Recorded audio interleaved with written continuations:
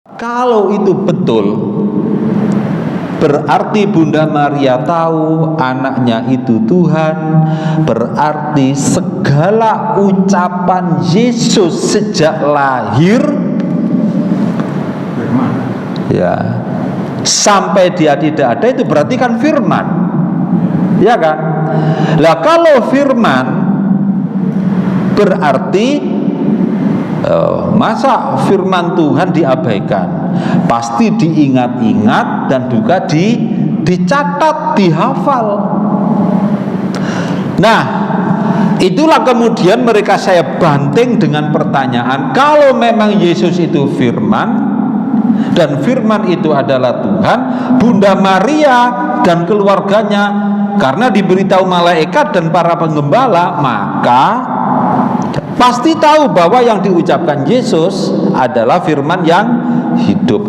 Maka sekarang tunjukkan catatan ucapan Yesus sejak usia 1 tahun atau 0 tahun, dari 1 hari sampai usia 30 tahun.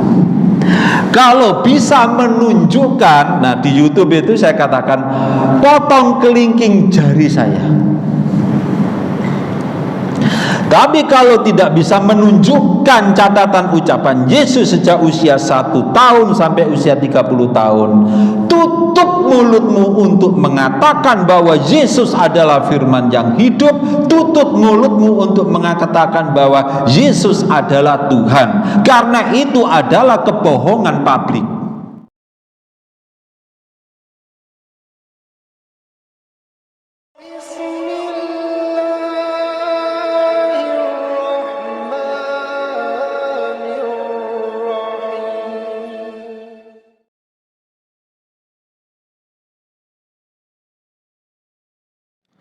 Assalamualaikum warahmatullahi wabarakatuh.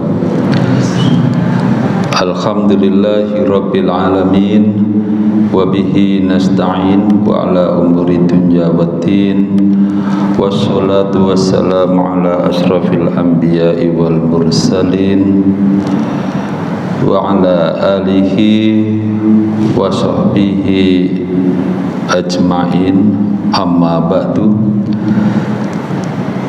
Bapak-bapak, ibu-ibu, dan saudara-saudara sekalian, alhamdulillah atas izin Allah kita bisa hadir bermuajahah di rumah Allah ini dalam rangka li'ila'i kalimatillah, menegakkan dan menjunjung tinggi kalimah Allah Subhanahu wa ta'ala. Salawat serta salam selalu terlimpahkan pada junjungan kita Nabi Muhammad sallallahu alaihi wasallam yang telah mengantarkan kita ke jalan kebenaran hidup. Nah, ini ya,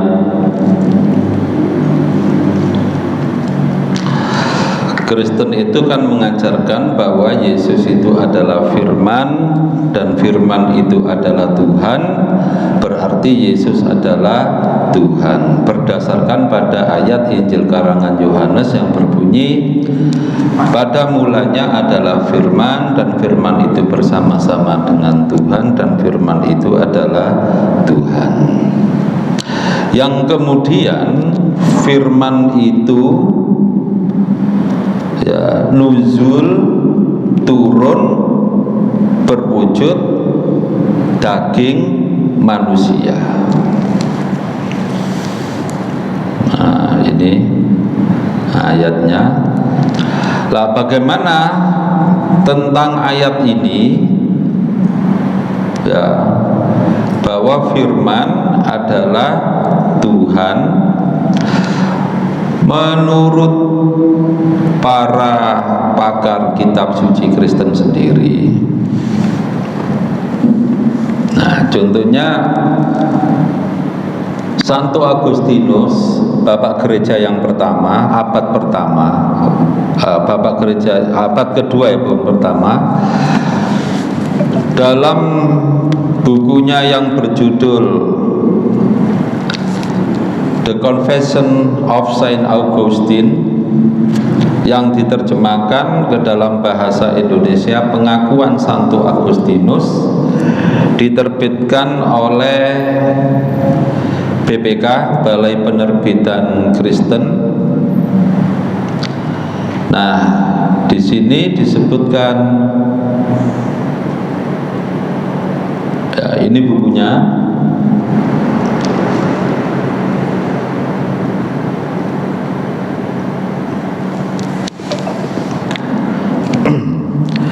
Ya,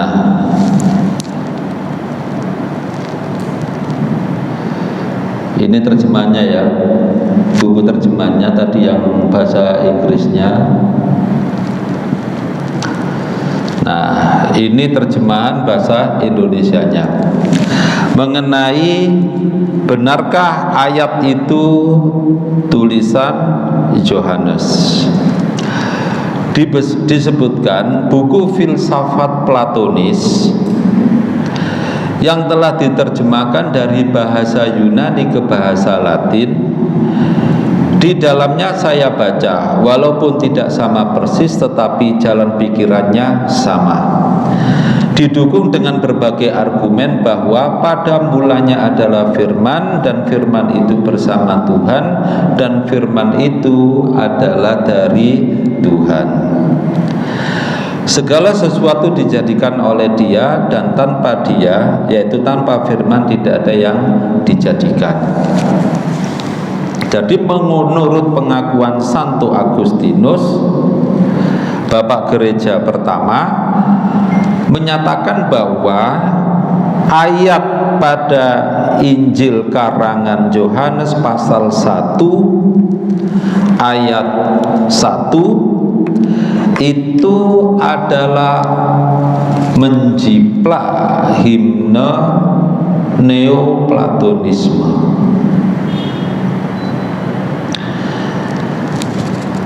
Ya, pada mulanya adalah firman, firman itu bersama Tuhan, dan firman adalah Tuhan. Itu merupakan jiplakan dari himne Neoplatonisme.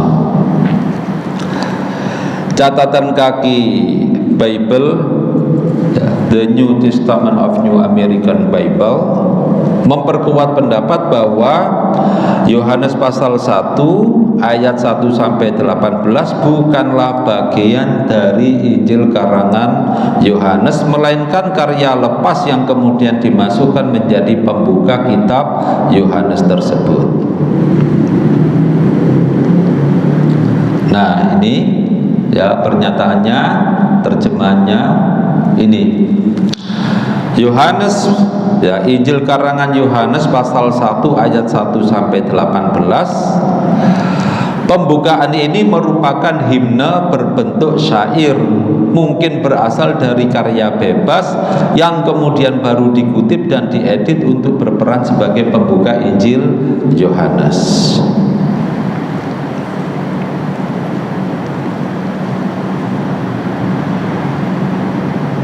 Nah, itu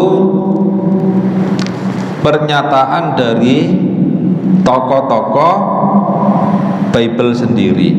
Sekarang bagaimana dengan ajaran mereka yang kemudian sekarang ini mereka mencoba menyampaikan kepada umat Islam dengan cara memutarbalik pengertian bahwa memang Nabi Isa itu menurut Al-Quran adalah firman Allah, firman Allah yang hidup. Lah, mereka pakai dalil apa? Nah, ini dalil mereka.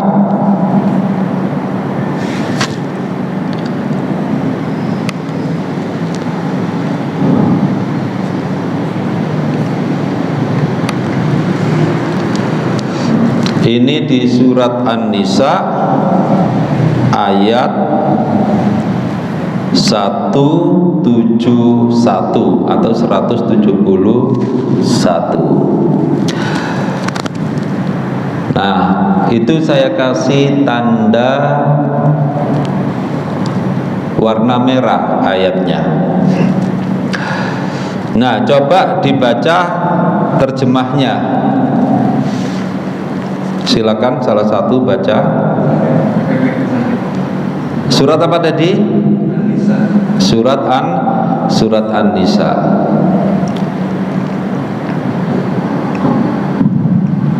Maka berimanlah kepada Allah dan Rasul-Rasulnya. Loh, ayat berapa itu? 171. Maka berimanlah kepada Allah dan Rasul-Rasulnya, dan janganlah kamu mengatakan Tuhan itu tiga. Berhentilah dari ucapan itu. Itu lebih baik bagimu. Sesungguhnya hanya Allah Tuhan yang Maha Esa, Maha Suci dari anggapan mempunyai anak.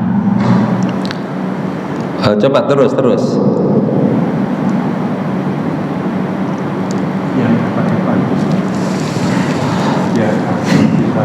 Al-Masih sama sekali tidak enggan menjadi. Oh, sebentar. Ini tampaknya ada kekeliruan ini.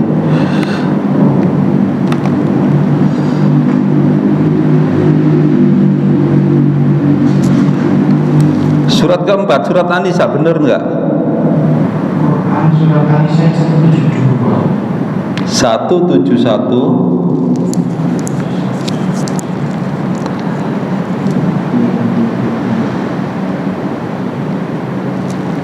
Coba dicek.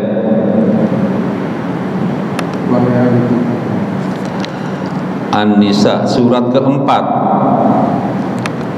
Wahai ahli kitab, janganlah kamu melampaui kamu, dan janganlah kamu mengatakan terhadap Allah kecuali yang benar. Sungguh Al-Masih Isa putra Maryam itu adalah utusan Allah yang diciptakan dengan kalimatnya. Terus yang disampaikannya kepada Maryam dengan tiupan roh darinya. Maka berimanlah kepada Allah dan Rasulnya, dan janganlah kamu mengatakan Tuhan itu tiga. Ya, itu cukup dulu. Di situ ada kata-kata kalimat ya.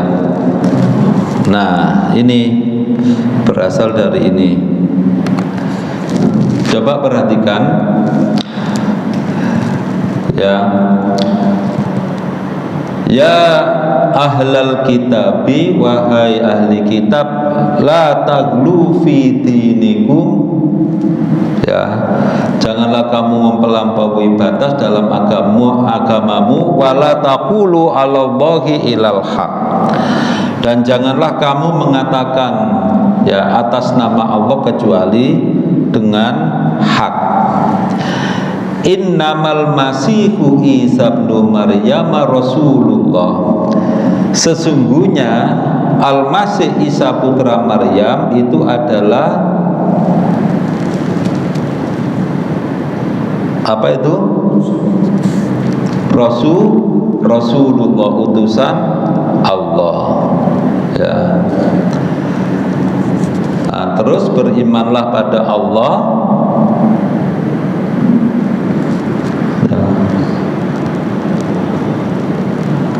Nah, oh ini terbalik itunya. Rasulullahi wa kalimatuhu, dan apa? Kalimatnya, betul ya di situ. Ya, kalimatuhu. Nah, sekarang coba dibandingkan kata-kata wa kalimatuhu yang di situ. Nah, ini coba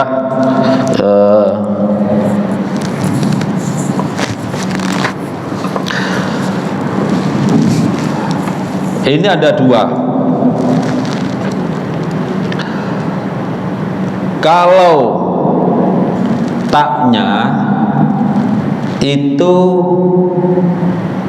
dibaca tidak panjang, memnya dibaca tidak panjang, mem ya. Kalimatun dibaca tidak panjang ya, memnya dibaca tidak panjang. Itu artinya kalimat bahasa Arab, kalimat itu artinya dalam bahasa Indonesia adalah kata. Ya, Ya, ini perlu dipahami dulu. Biar nanti orang Kristen kalau mencoba untuk memakai ayat ini, kita bisa memberikan penjelasan. Ya, jadi pengertian kalimat, kata bahasa Arab itu kalimat, bahasa Indonesianya adalah kata. Kalau kemudian mimnya yang dibaca panjang, kalimatin, nah, seperti yang satunya itu sebelah selatan, li kalimati, artinya adalah bahasa Indonesianya kalimat. Kalimat itu apa pengertiannya dalam bahasa Indonesia? Susunan kata-kata, berarti bukan satu. Ingat, saya ketikkan dulu.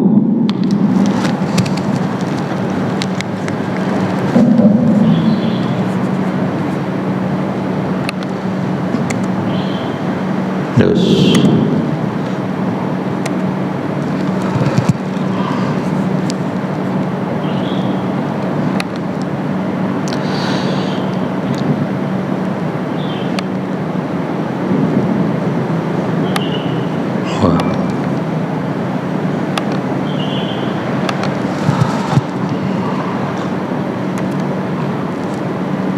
lam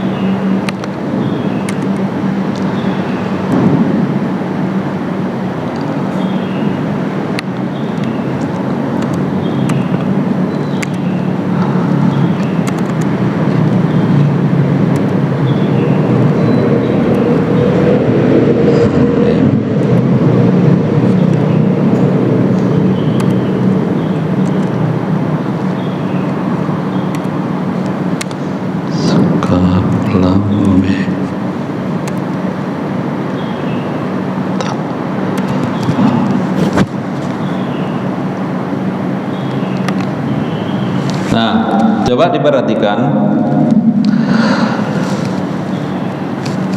kalau yang kata-kata kaf, lam, mim, ta pakai tak marbuto, tak yang tulisannya itu bunder itu ada titik dua, atau dengan kalimatun dengan tak mabsuto, tak yang terbuka, itu artinya kata. Kalimatun artinya kata.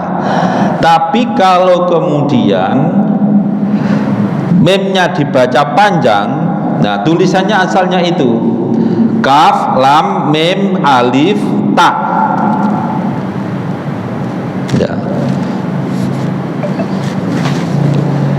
Itu artinya adalah kalimat dalam bahasa Indonesianya. Nah, sehingga kita mereka kan berdalil ini bahwa Nabi Isa itu adalah kalimatullah, kan begitu. Bahkan sering mereka menyatakan di dalam hadis Sahih Bukhari dan Sahih Muslim bahwa Nabi Isa alaihissalam disebut Ruhullah wa kalimatuhu, roh Allah dan firman-Nya. Ruhullah dan firman-Nya. Nah, hadisnya panjang, saya potong aja, ini saya tunjukkan. Jadi memang saya sengaja tidak saya buat jadi dulu. Jadi saya ambilkan biar semuanya paham.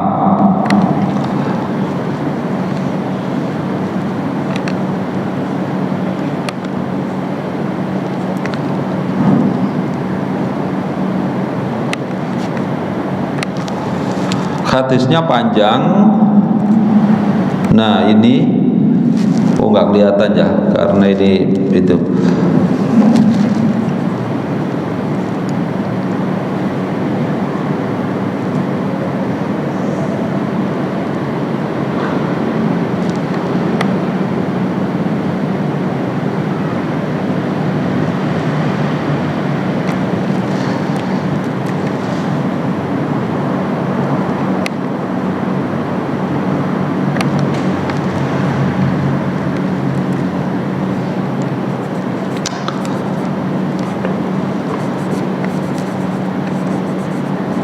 Wah, kok terubel ini.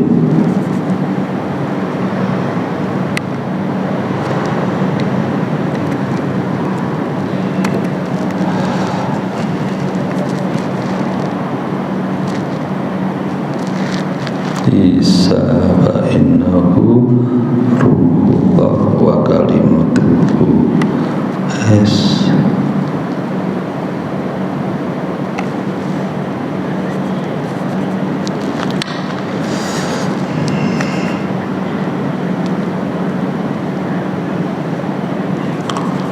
wah, mosnya ini rewel.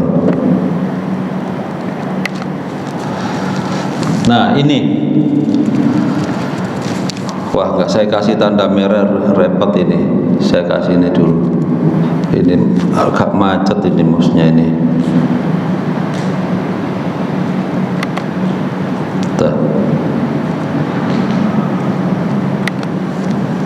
Nah ini hadis riwayat ya Bukhari dan Muslim. Di sini disebutkan, jadi ceritanya panjang. Nabi Adam di hari kiamat dimintai tolong oleh manusia keturunannya supaya Nabi Adam memberi syafaat kepada manusia yang saat itu ada di akhirat. Tapi Nabi Adam mengatakan, saya nggak punya hak untuk memberi syafaat. Coba kamu ke Musa, karena dia adalah ya di sini disebutkan kalimullah. Musa pun kemudian didatangi. Lalu Musa mengatakan, aku tidak punya hak untuk memberi syafaat. Datanglah kamu ke Isa, sebab nah di sini disebutkan ya ini disebutkan walakin alaikum bi Isa fa innahu ruhullah wa kalimatuhu. Datanglah ke Musa karena datanglah ke Nabi Isa, sebab Nabi Isa itu adalah ruhullah, rohnya Allah dan firman-Nya. Ini yang biasa dipakai oleh mereka. Tetapi Nabi Isa kemudian mengatakan ya lastulaha walakin alaikum bi Muhammadin sallallahu alaihi wasallam. Nabi Isa yang disebut ruhullah dan firman-Nya, roh Allah dan firman-Nya, mengatakan aku tidak punya hak. Yang punya hak memberi syafaat itu adalah Nabi Muhammad sallallahu alaihi wasallam. Ada memang istilah bahwa Nabi Isa di dalam hadis disebutkan ruh Allah dan firman-Nya. Tapi ingat, kata firman di situ bukan kalamullah tapi kalimatullah. Ya, beda. Kalam itu kalimat-kalimat firman-firman Allah, ya, jamak firman-firman Allah. Kalau kalimatullah, ya, kalimatullah berarti itu satu, istilahnya satu kata, satu firman Allah, bukan banyak. Faham ya ini ya? Kalimatun itu satu kata, istilahnya itu apa? Bentuk tunggal. Kalau kalimatun Itu bentuk jamaah.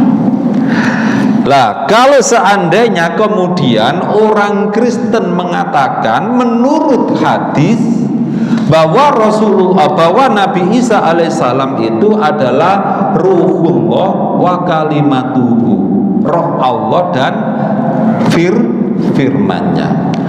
Nah, kita jangan terjebak kata-kata kalimatuhu dalam pengertian firman Allah dalam arti jamak, banyak. Pengertian wa kalimatuhu adalah bahwa Nabi Isa alaihissalam atau Yesus itu tercipta atas titah. Apa titah itu? Perintah. Tercipta atas firman, tercipta atas kehendak. Kalau bahasa kata yang rendahan, ya, tercipta atas kata, tita, kehendak, kata, firman Allah. Apa firman, kehendak, titah Allah itu? Yaitu kun, jadilah. Jadi Nabi Isa itu tercipta dari firman Allah. Firman yang apa bunyinya? Yaitu kun, jadilah. Dan itu tidak hanya Nabi Isa yang tercipta dengan firman yang berbunyi kun, jadilah. Semua makhluk Allah tercipta atas firman Allah yang berbunyi kun. Ya, istilahnya kun fayakun, jadilah maka jadilah ia. Faham ya ini ya? Pengertian kalimatullah, ya, pengertian firman Allah, bukan dalam arti banyak firman. Lah kalau seandainya kemudian mereka memaksa bahwa firman dalam arti kalimatullah ini, bahwa Nabi Isa itu adalah firman yang hidup, berarti Nabi Isa itu hanya punya satu kata saja. Karena di sini kalimatun bukan kalimatun. Ya. Nah, tadi kita sudah paham. Jadi ayat Injil karangan Yohanes pasal 1 ayat 1 itu adalah ayat tambahan menjiplak dari himne Neoplatonisme. Itu yang pertama. Nah, seperti Bambang Nurseno. Siapa Bambang Nurseno itu? Ya, pemuka Kanisa Ortodok Syria. Nah, di YouTube itu mengatakan bahwa umat Islam kalau ditanya tentang firman Allah yang wujud Al-Quran itu berupa buku, kan gitu. Dan mereka kebingungan kalau kita tanya itu. Nah, ini terus mengatakan bahwa kalau firman Allah itu sudah nuzul, turun, ya, sudah menjadi wujud daging manusia yang bernama Yesus. Itu yang tertulis di dalam ini Injil karangan Yohanes pasal 1 ayat 14. Firman itu telah menjadi manusia. Maksudnya firman itu telah menjadi daging manusia, ya, flesh bahasa Inggrisnya, telah menjadi daging man. Berarti dagingnya Yesus itu adalah wujud dari firman, kan gitu. Jadi mereka memaksakan pengertian itu, wujud dari firman, dagingnya Yesus itu. Nah itu satu. Coba dibaca Lukas pasal 1 ayat 28 sampai 32. Coba dibaca.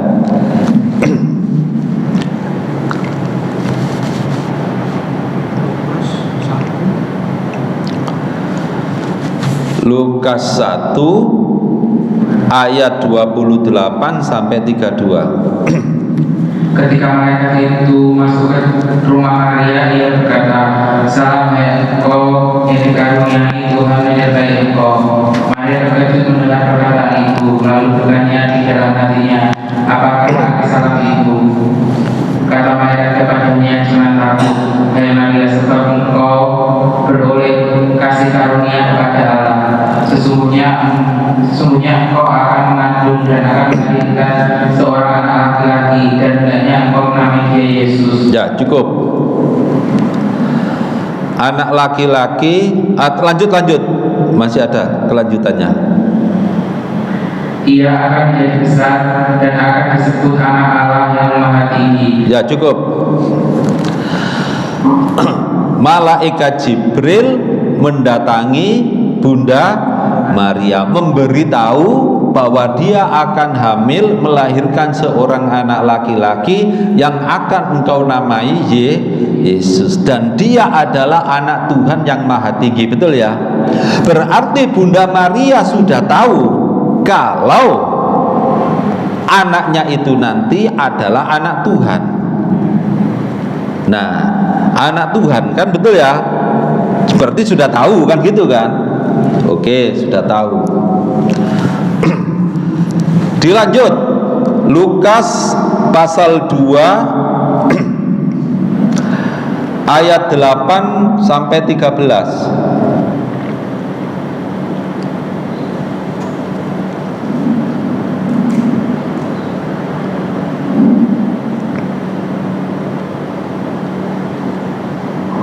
Di daerah itu ada gembala-gembala yang tinggal di padang menjaga kawanan ternak mereka pada waktu malam.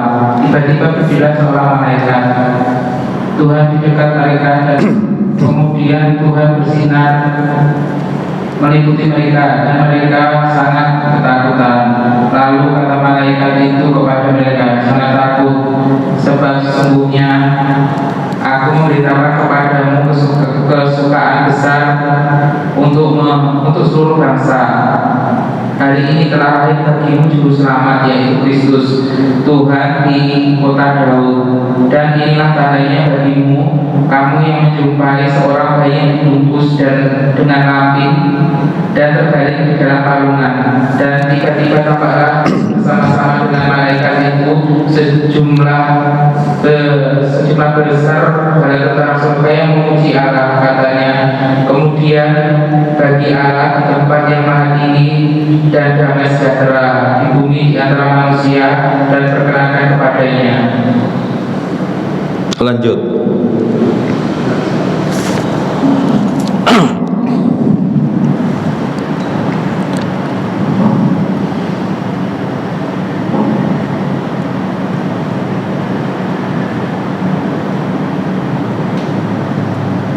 Sebab malaikat itu meninggalkan mereka dan kembali ke surga. Gembala-gembala itu berkata seseorang kepada yang lainnya, "Marilah kita pergi ke Bethlehem untuk melihat apa yang telah terjadi di sana, seperti yang diberitahukan Tuhan kepada kita."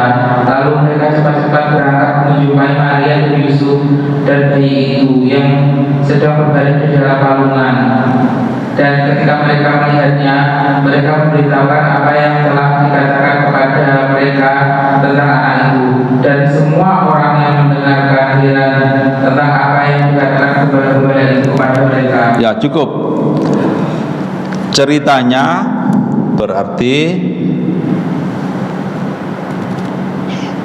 malaikat datang menemui para penggembala, kan gitu ya.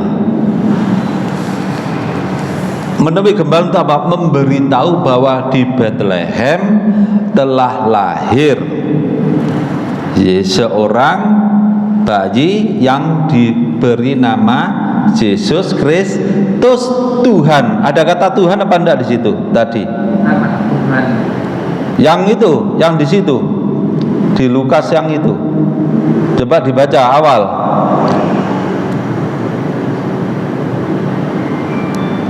Yang ayat 8, pasal 2 ayat 8, 9.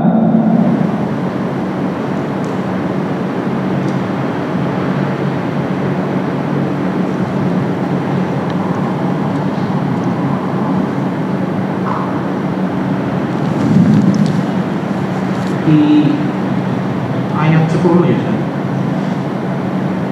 Di daerah itu ada gembala-gembala yang tinggal di padang.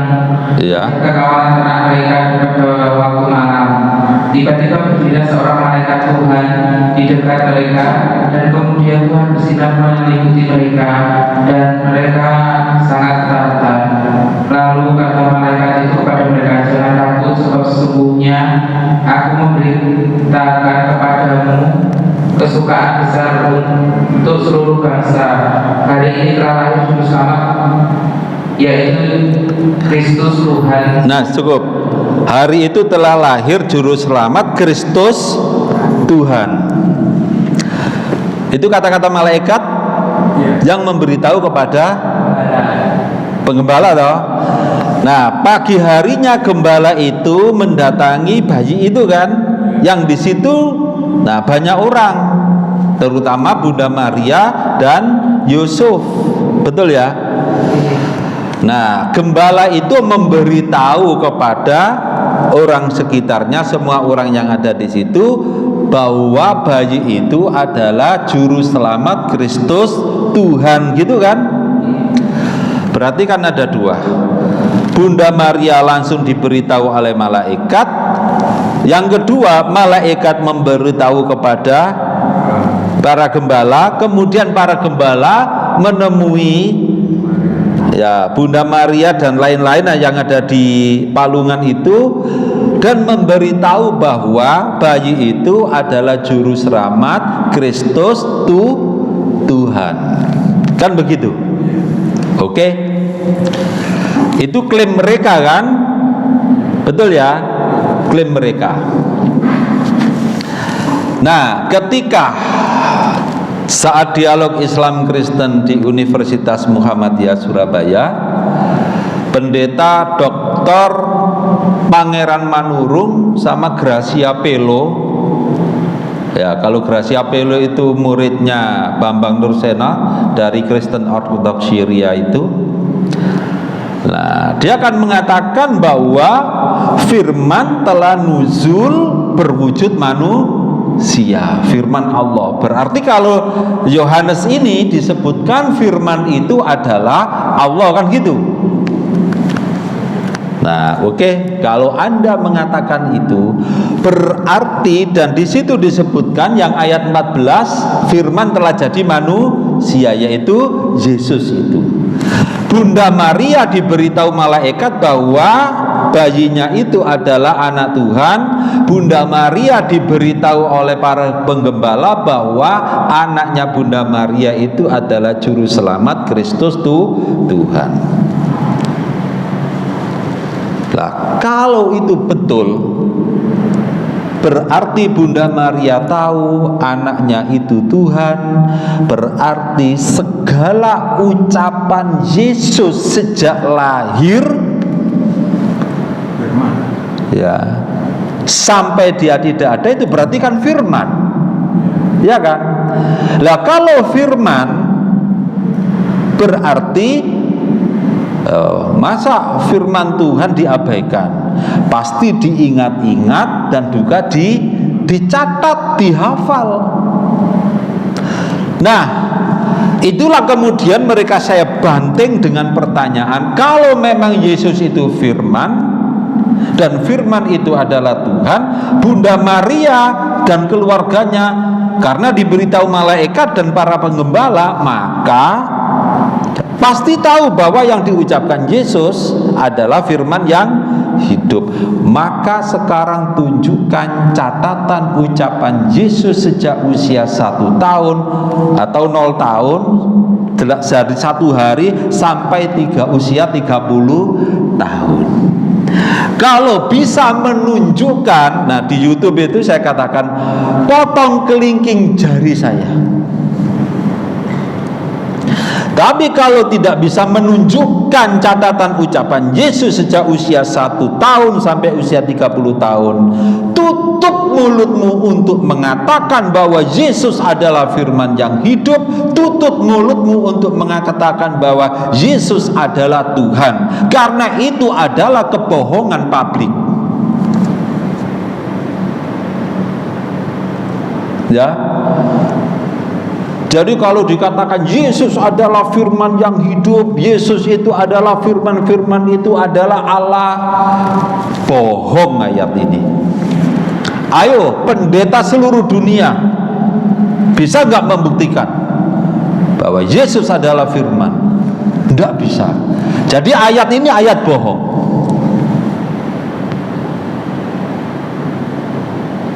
Tidak hanya 1, 2, banyak pendeta yang saya tanya itu, di antaranya ya nanti tanggal 5 itu di gereja jalan apa itu, Kalirung, gerejanya Budi Asali itu.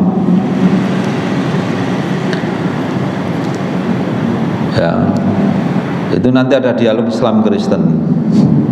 Nah, waktu itu Budi Asali juga saya tanya, itu di YouTube itu kan judulnya 2 pendeta KO dalam waktu 10 menit itu kan. Ya ini saya tanya ini karena mereka mengatakan Yesus adalah firman. Itu bohong semua. Ketika saya tanya, kalau Anda mengatakan Yesus adalah firman dan firman adalah Tuhan, tunjukkan catatan ucapan Yesus sejak usia 1 tahun sampai 30 tahun. Tidak akan ada. Nah, pendeta Paul Jang yang suka menghina Islam itu, dan mereka nggak berani ke Indonesia, dia mengatakan, ya, mengapa ucapan Yesus, sabda Yesus ketika usia 1 hari sampai 30 tahun tidak ditulis? Katanya karena menurut hukum Yahudi, ya, seorang rabi baru boleh mengajar setelah berusia 30 tahun, kan begitu? Setelah berusia 30 tahun. Nah, sehingga apa yang tertulis di dalam Injil itu hanyalah ucapan Yesus sejak usia 30 tahun sampai dia tidak ada. Benarkah argumen mereka seperti itu? Itu argumen yang salah. Sebab apa? Kalau memang ya ucapan Yesus sebelum usia 30 tahun tidak boleh ditulis, lalu mengapa di dalam Injil karangan Lukas ayat 42 sampai ayat 52 ucapan Yesus ketika berusia 12 tahun dicatat, ya, dicatat. Coba cek itu, baca Lukas 2 ayat 42 sampai 52.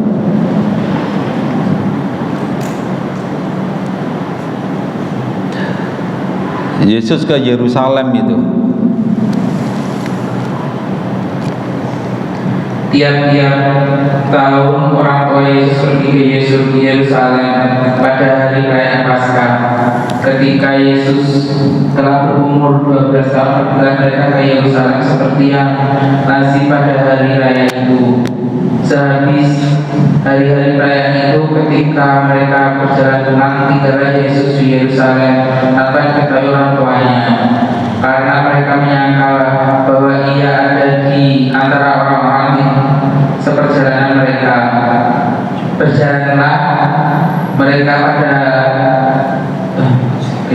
Berjalanlah mereka sehari perjalanan jauhnya, lalu mencari dia di antara kaum keluarga dan kenalan mereka. Karena mereka tidak menemukan dia, kembalilah mereka ke Yerusalem sambil terus mencari dia. Sesudah 3 hari mereka menemukan dia di dalam bait Allah. Ia sedang duduk di tengah-tengah alim ulama sambil mendengarkan mereka dan mengajukan pertanyaan-pertanyaan kepada mereka. Dan semua orang mendengar ia sangat heran akan kecerdasannya dan segala jawaban yang diberikannya. Dan ketika orang tuanya melihat dia, tercenganglah mereka. Lalu kata ibunya kepadanya, "Nak, mengapa engkau berbuat demikian kepada kami? Bapakmu dan aku dengan cemas mencari engkau." Jawabnya kepada mereka, "Mengapa kamu mencari aku? Tidakkah kamu tahu bahwa aku harus berada di dalam rumah Bapakku?" Ya cukup. Itu kata-kata siapa? Mengapa engkau mencari aku? Yesus. Yesus. Usia berapa waktu itu? 12 tahun. Usia 12 tahun. Mana catatan ucapan Yesus usia 1 hari sampai usia 12 tahun, usia 12 tahun sampai usia 30 tahun. Kan usia 12 tahun ada itu. Katanya nggak dicatat, nggak boleh. Ya itu. Jadi mereka itu mengalami apa, kalau kita tanya itu mereka ini mengalami dilema, maju kena, mundur kena. Ya kan? Kalau memang tadi satu, bisa ya ini ya. Saya itu lagi ya. Satu, kalau dia mengatakan bahwa Yesus itu adalah wujud dari firman Allah, kan gitu kan?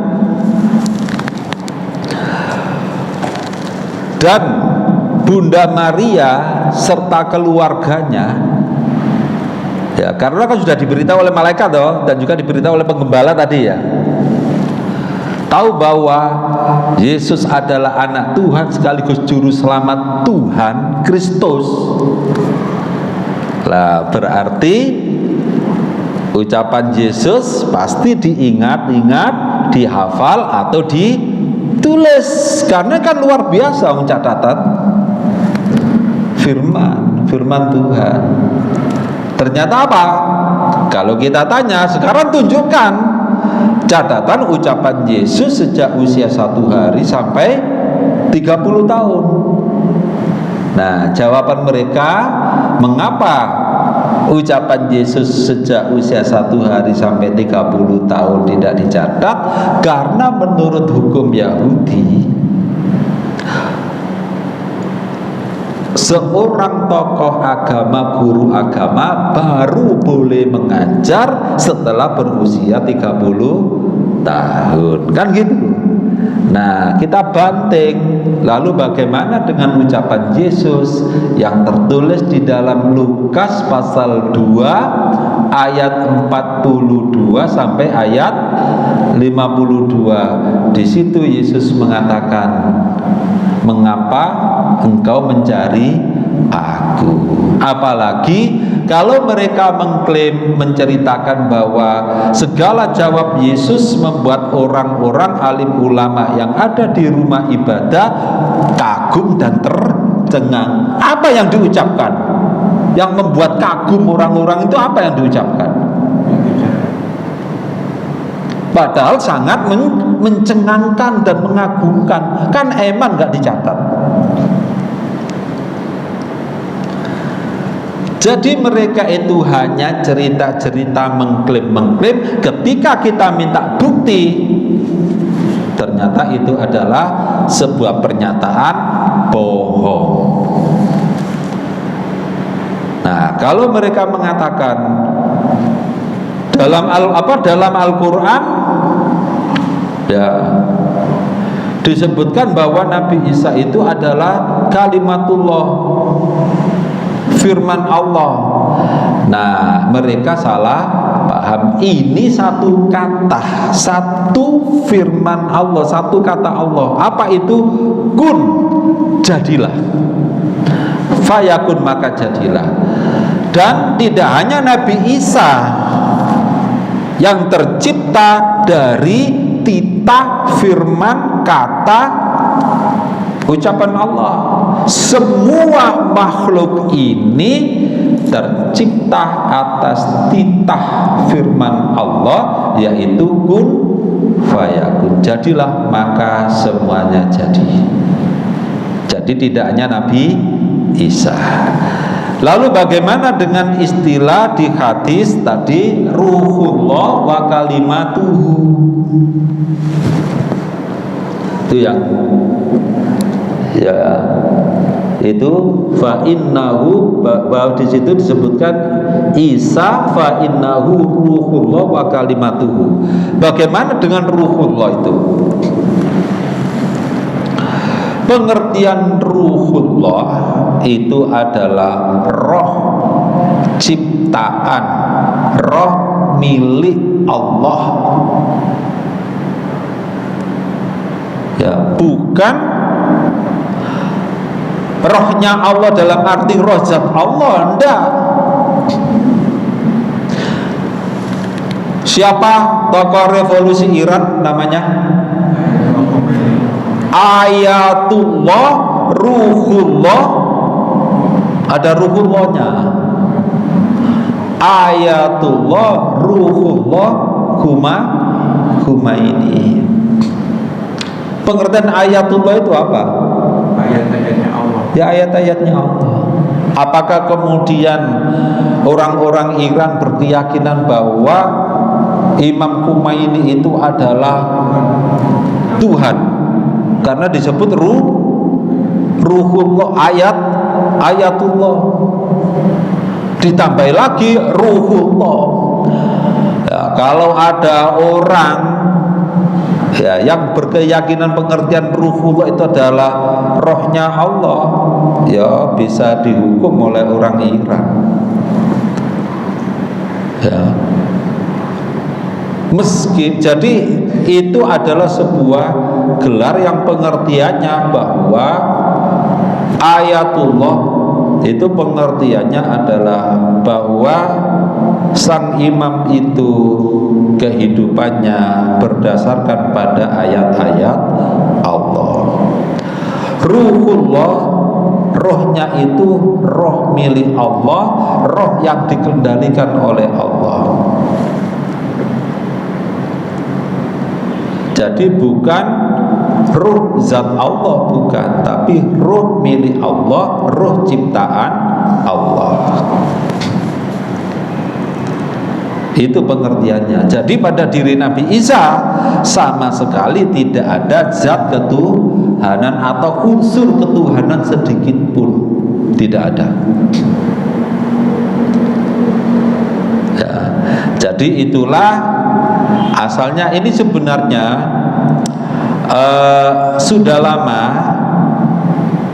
isu bahwa di dalam Al-Quran juga dicatatkan bahwa Nabi Isa itu ruhullah dan firmannya, sesuai dengan apa tadi ayat Injil Yohanes pasal 1 ayat 1 sampai 14. Itu yang atas itu yang pasal 1 ayat 1, yang kedua ini pasal 1 ayat 14.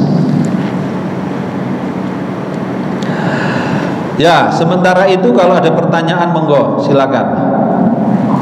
Mungkin ada pertanyaan.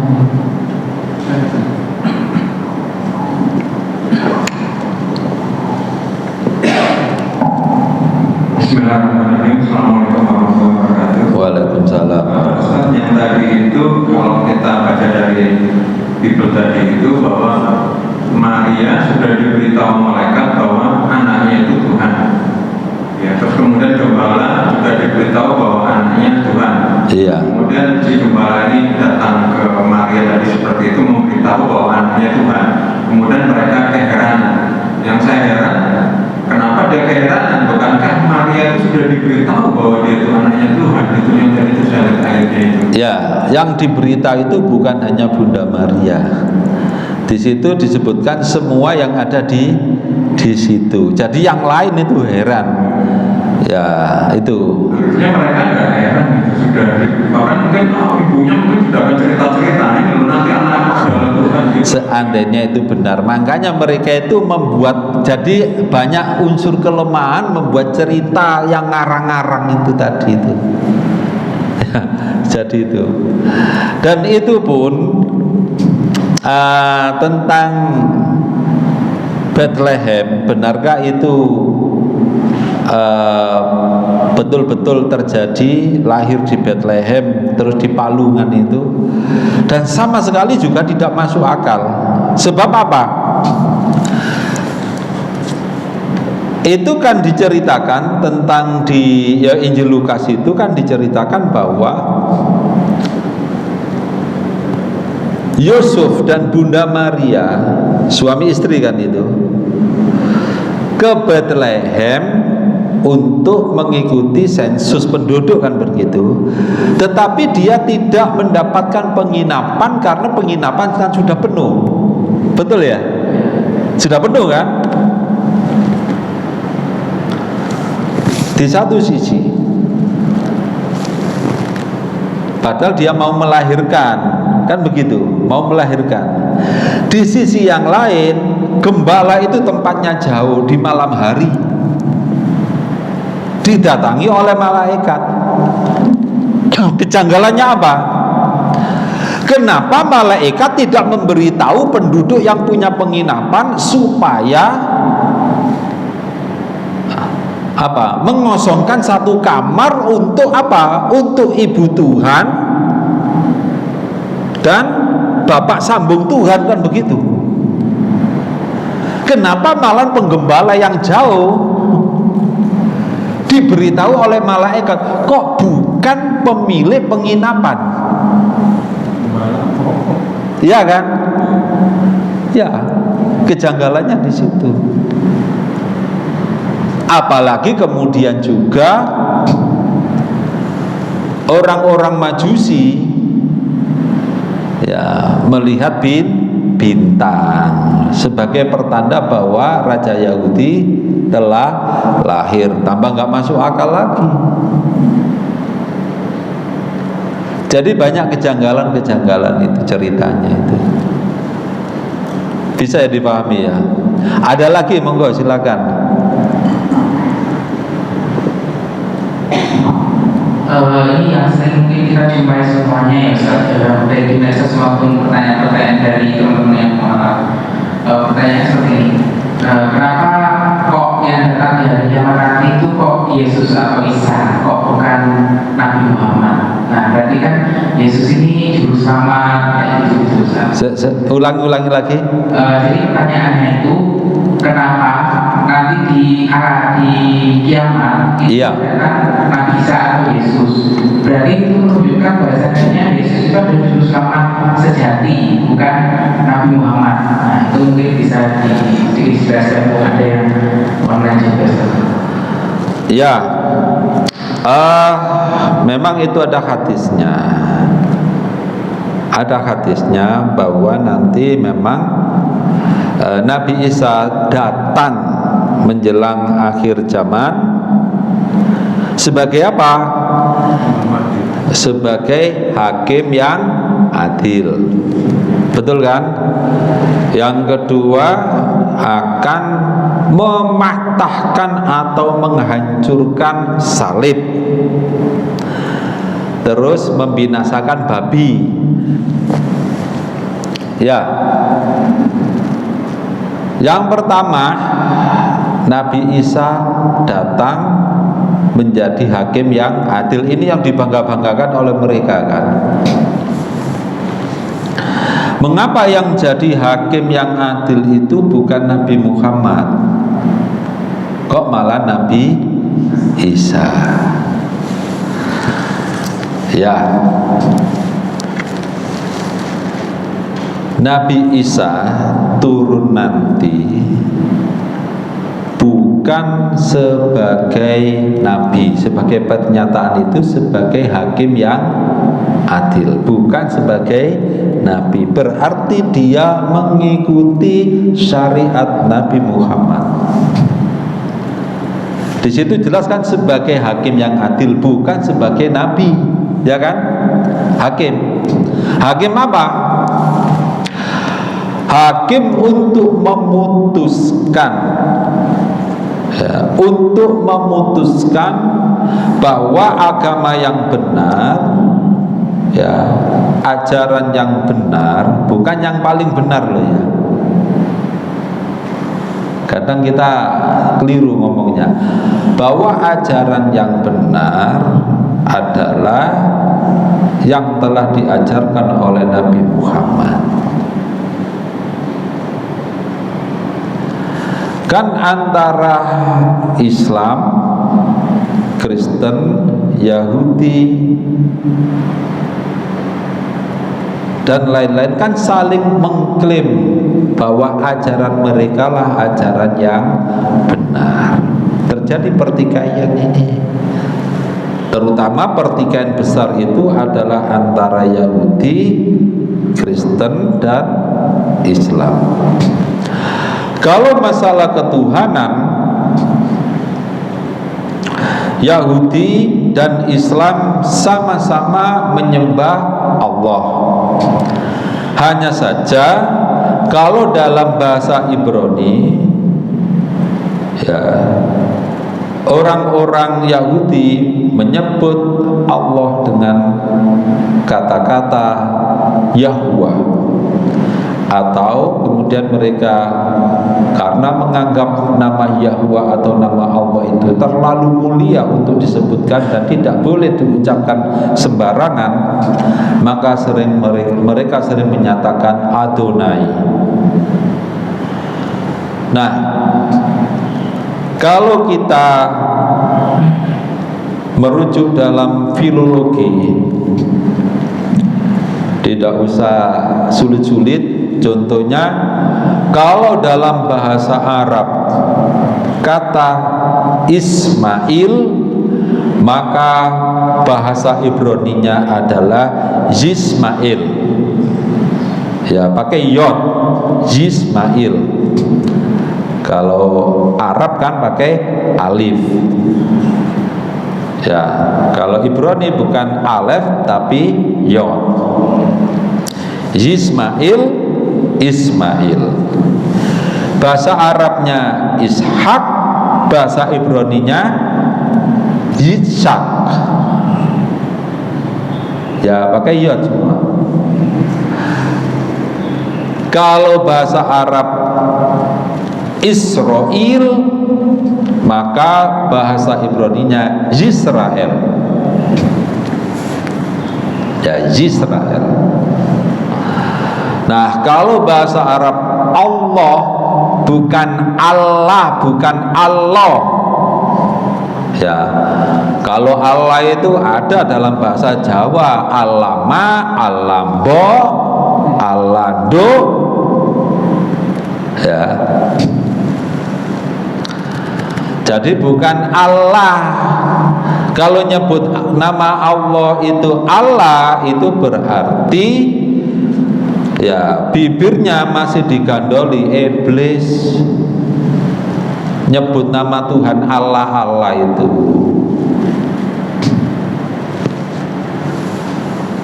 Nah, di situ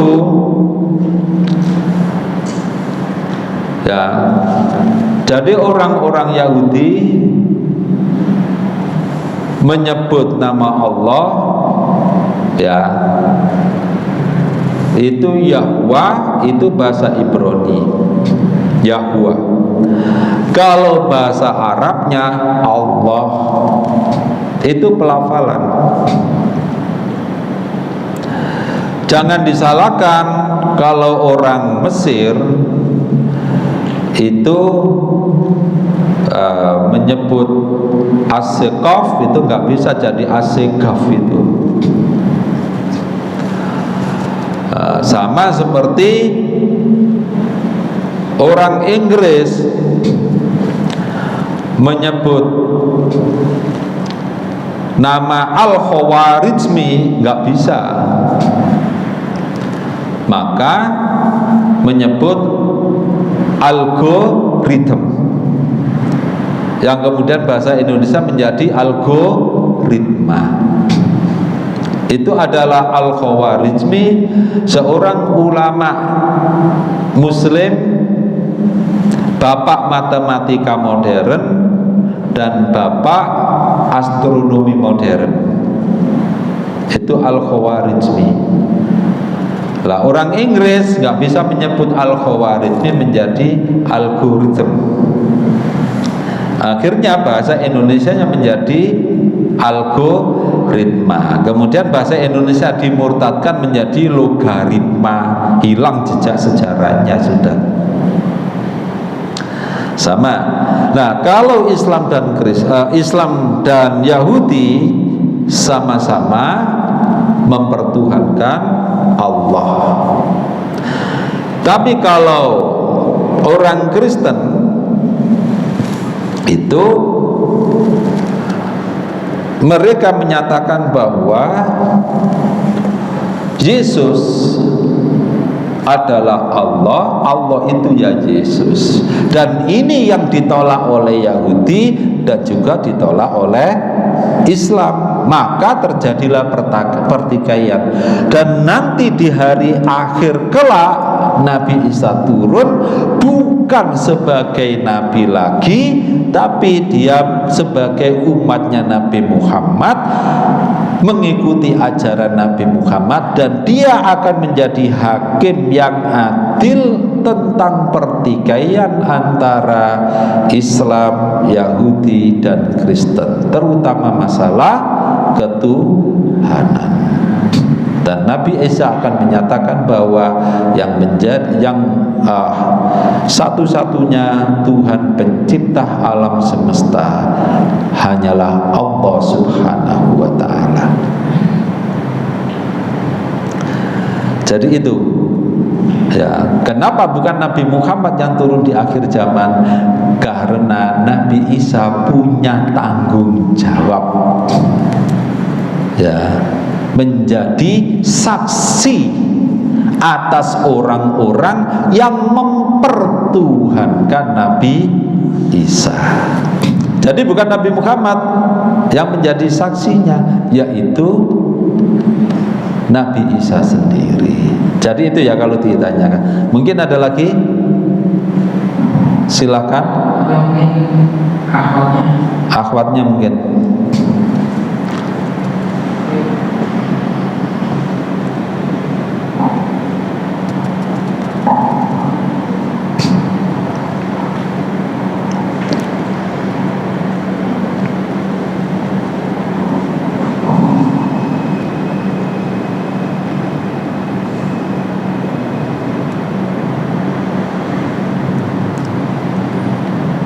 Ada? Tidak ada? Ya. Untuk sementara saya kira cukup.